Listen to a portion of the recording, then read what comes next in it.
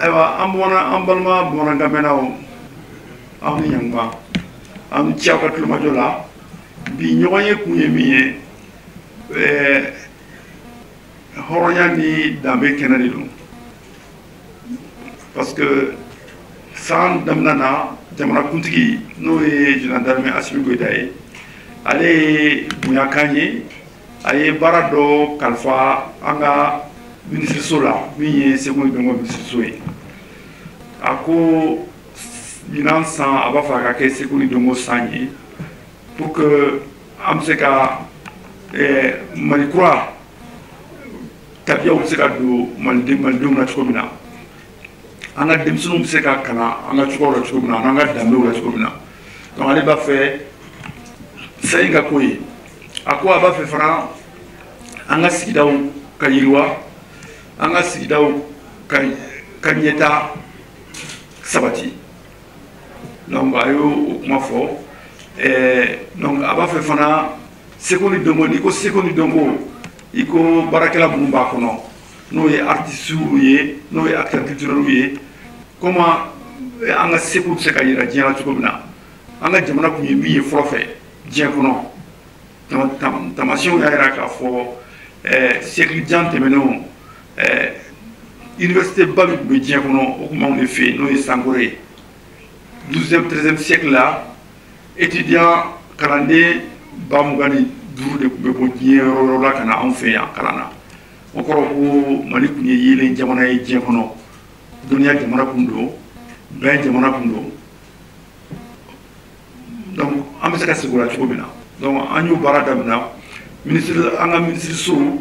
ani minisiriso caman ka dɛmɛ ye an y'an bolo ɲɔgɔn ma ka programme dɔ sigi n'an ko culture Mali 2025 donc an ye projet ni programme boloda an ye kalansow sigi ekɔlisow la denmisɛnninw ka ekɔlisow la ani an ka communautéw la an bɛ ɲɔgɔnw bɔ an bɛ na an ka seko n'an cogoyaw ye an bɛ ziiriw da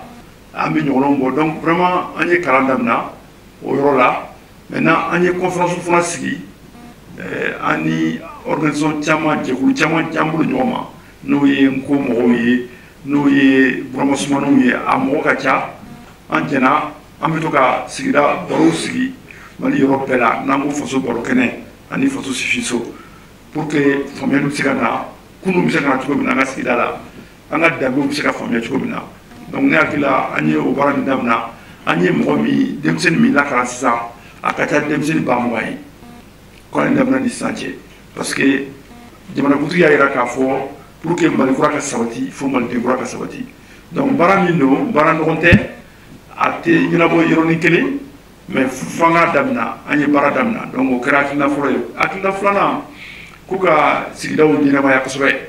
donc a yɛrɛ b'a dɔn sigida ka ɲɛnamayali la ko caman b'a la parce que mɔgɔ caman bɛ yen gɛlɛya in tun kɛra sababuya ye baaraw gɛlɛyara an ka bololabaarakɛlaw ma n'an b'a f'olu ma ko artisans et puis bɛɛ b'a dɔn Mali ye jamana kɔrɔba ye an bɛ min wele ko patrimoine an ye min sɔrɔ an bɛɛ b'an bolo n'o ye hakilinaw ni kɛcogow ni kɛwalew ye mais n'o ye yɔrɔ sahalenw fana ye donc an ye baara kɛ o fana olu bɛ se ka tɔpɔtɔ cogo min na ka ɲa k'olu don ba la k'olu kɛ sira ye min bɛ se ka kɛ hali nafolosɔrɔ sira ye donc an y'o fana baara daminɛ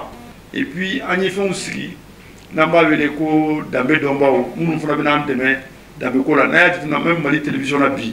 i bɛ jaturu ye a bɛ danbe ko fɔ n'i y'a jateminɛ Recotrans o y'an ka partenaire ba dɔ ye an n'olu bɛ baara la fɛn caman na donc an ye avocat sigi o ye an ni ministre de la santé fana y'an bolo ɲɔgɔn ma parce que jamanakuntigi ni premier ministre ko an ma ministre Gale k'u ka baara kɛ a Mali population bɛ se ka lafiya cogo min na sigida la bon an ye baara kɛ pour que retraites bɛ se ka sɔrɔ INPS y'an dɛmɛ baara la kosɛbɛ donc o fɔra kɛra kunkɔrɔtaba ye ani la culture na o kɔfɛ jamanakuntigi yɛrɛ ye a ka ɲumanya sira la ka a yɛrɛ ka wari bɔ ka kiti comme bɛɛ b'a dɔn kuranko problème b'an fɛ an ye kiti 300 de di artisans ma voilà donc o fana kɛra hakili kɔngɔ dɔ ye voilà an ka artisans ka ɲɛmɔgɔ bɛ yan ale yɛrɛ fana y'an dɛmɛ a ye fini bɔ ɲina a fini ni ala sɔnna ma a bɛna yira u la mais o de bɛ ne na tan n'o ye ani de la culture fini bon Maintenant, en est la culture est en aidé. Mais on va faire, jamana kutika ni hakilnai pour que ka dobala ka barake ka sareu sigi min bato san duru santan na taina seguri dongo bisa ka ke fembai jamana kono abisa ka ke jamana sisibre doy ne akila anyu de wele ko nouvelle politique culturelle ala anyi baro ke chugo be ke nyonka mi nga mi ke wakati mina ani yoro mi nga baraka ka na furu ka do yoro mina pour que seguri dongo bisa ka se ka chugo korola abisa ka ke yiri sumbaye bebe se ka sumala donia ba kono anga akilina ko ba kono mi wele ko mémoire parce que ni ay ko chamanya sorobi anga korlew chamon tunna rubi la sako chugo bina yoro kono o anga yoro salum se ka bunya chugo bina et puis anga valeur noye donc les dani nyoro mboni fon se ka do bala chugo bina donc je crois que anyo baro damna et puis anga cinéma se ka do bala chugo bina parce que beba do malila ni cinéma bora bawsro nous lié piruta diero bela donc o baro se ka luka noroblaw be donc ulu fana se ka deme chugo bina donc akla chama be politique culturelle ngono donc ne akila anye o bara num bolodo anye projet de créer nango sigila nyeta ambe projet financier là pour que sigila la mo ka bara so sigila la o ka barake abuna ni familier abanga sigila la kana abuna ni benya nyoche wa abuna ni so yirwali fana sigila la donc o kofe anye kalanso nu sigimali européen abaye kuma be faso sifiso faso borokene donc vraiment au baran nous fana lunyana bon ango 600 mali jamana ye fenyuma chama bakono parce que ni ay mo la kalim do be 600 mu ba foko gilabe manla o ni ya jitemina mali fenyuma chama bala jamana ye dambe jamana de kokoro mom chama ni be comment amse ko luke yelenye ka jamana taw segre naya koloshi leflaina akara japonio akara chinio akara jamana bereo mali sekuri dongo de beka sansoro die kono bi die mo beka wasa mali sekuri dongo la parce que tamation boya ira ka fo sekuri dongo la mali ye ka bara seraro ma jamana chama maso au niveau ma donc amse ka fo mali ye puissance de sekuri dongo la die kono die mo be sonendo mali ka sekuri dongo e ubabunya donc au boya akaka on barake jamana kuntika ni akina inkoso pour que au boya se ka yira jebera tubna o be kesse bawe ka yelenye jamana ma kana ni herakura jamana na kana ni benye kana ni kelinya kana ni sabati je crois que anyo baro de ke ko chama kera bo barani ministère ye baray nundo mais qui ont be fou ne porte-parole de ne kuma petrola mais secrétaire général de cabinet Brobé et puis Agni Djekoul France parce que Agni Hakemis qui est en culture Mali 2025 Agni Anga Agni Nyon Demsen do fona Sougandi Goubande de Barala Kosobe Goufona Bessal Konea et puis Nia Ditemna Anga ministère de Boulofrao Namou ko directeur centraux nous devons programme Chama Blasra dans les régions direction nationale du tourisme, direction nationale de la culture, direction de l'artisanat. Donc, bébé ka hakela ka barake. Donc, quand on y kera wosaye kosobe, parce que ambe ambro di nyoma, et puis anya yara funa ani la culture a trasu de kanga tuy, fond de kanga sebe, gafou de kanga de la, donia gafou, ani gastronomie donia de la, gafé de la, ne kungongo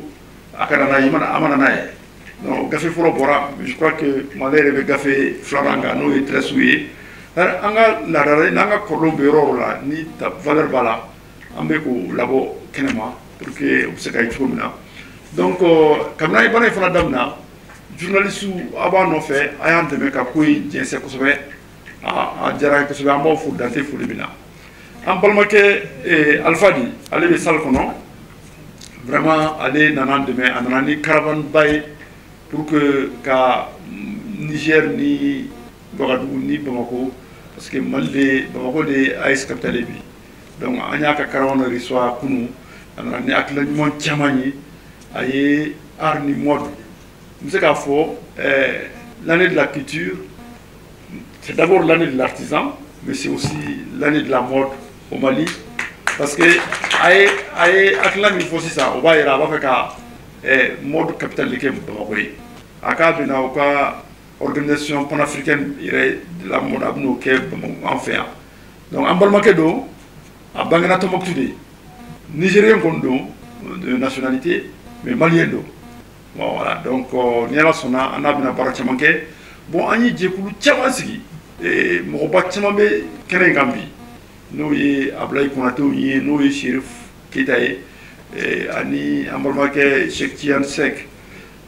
Parce que Anya ira Kalo Kalo, Ambe Mali, Donba Dota,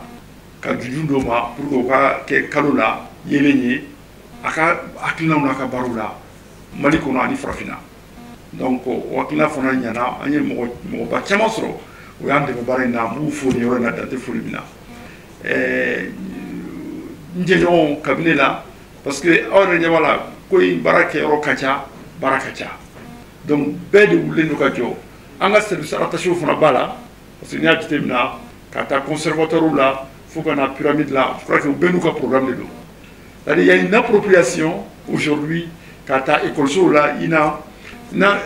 au niveau à tous les niveaux n'i ye gouvernement fana ta gouvernement mɔgɔ bɛɛ bi n'i y'a jateminɛ hali fini dontaw falenna an bɛɛ de bɛ jɛ ka ɲɔgɔn dɛmɛ pour que ka jamanakuntigi ka nin hakilina in waleya k'a kɛ fɛnba ye jamana kɔnɔ a ko n nana ni bɛn ye a nana ni kelenya ye a y'an gɛrɛ ɲɔgɔn na k'an tin don ɲɔgɔn na je crois que o de ye koba ye a ko min yɛrɛ bonyana n'a bɛɛ ye n ma se k'a fɔ tubabukan na n y'a fɔ n b'a fɔlɔ bamanankan na Seko ni Dongo san ye a ye fɛnba fɔlɔ min yira jamana kɔnɔ mɔgɔ caman y'an wele k'olu tun t'a dɔn ko Seko ni Dongo bɛ se ka kɛ nin bɛɛ ye parce que olu tun ka kɛ la ko Seko ni Dongo ye tulokɛ dɔrɔn de ye ani dɔnkilida ani bon u ma min faamuya hali dɔnkilida ni théâtre bɔ o ye koba de ye o olu t'a dɔn min b'o kɔnɔ parce que pour que ka wuli ka jɔ k'i ɲɛsin baara ma k'a kɛ ka ɲa n'i ye dɔnkili duman lamɛn a bɛ i dusu walawala dɛ a bɛ baara kɛ ni émotion de ye dɔnkili bɛ kuma cœur de fɛ dɔnkili bɛ kuma âme de fɛ mɔgɔninfin âme dɔnkili bɛ kuma o de fɛ tiɲɛ ɲɔgɔnnaw a bɛ kuma mɔgɔ âme de fɛ a bɛ jugu falen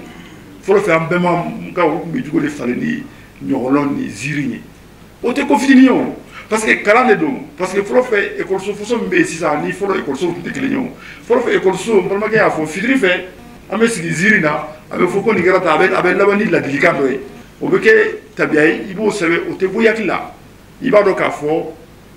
nkalontigɛ man ɲi a bɛ fɔ ko n'i taara i kana dumuni kɛ waliso la a bɛ fɔ ko i k'i balima dɛmɛ i b'i balimaw cogoya dɔn a bɛ fɔ ko hɔrɔnya karisa nin tɛ danbe ye dɛ o tun ye kalan de ye o donc kalan tun bɛ k'o cogo de la donc an ko sisan komi jamanakuntigi y'a fɔ an ka segin kɔrɔlenw na an ka na o kalancogo kɔrɔlenw ta ka denmisɛnninw kalan k'u lakodɔn ne hakili la a ko kɔni a baara cayara an bɛ dugawu kɛ hali bi ala ka a fanga di an bɛɛ lajɛlen ma parce que programme ni a kɛra bɛɛ ka programme de ye ministère kelen ta tɛ an b'a fɔ bɛɛ k'o faamuya public privé de don jamanakuntigi de ye unité n'ale ye min fɔ c'est l'unité pour tout le monde public et privé an bɛ baara kɛ n'o hakilina de ye donc ala ye a kɛ bɛɛ wulila komi mɔgɔ kelen donc n b'o foli kɛ secteur ye ni n ko secteur a bɛɛ b'a kɔnɔ bɛɛ wulila ka jɔ jamanakuntigi ka nin welekan in na donc a kɛra bonya ye a kɛra koba ye donc an bɛ jamanakuntigi fo Dante foli min na an bɛ ministre Gale fo Dante foli min na parce que u bɛɛ de b'an dɛmɛ an ka baaraw sabaticogo la hali